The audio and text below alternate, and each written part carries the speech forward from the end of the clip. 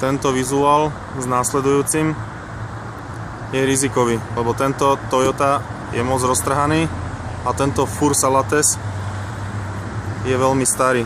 Na jednej strane sú veľmi rozťahané a rozťahané sú preto, lebo boli válce zle nastavené, tým pádom na jednej strane bolo pnutie a na druhej strane bolo uvoľnené. Ale naštelovali sme válce do roviny.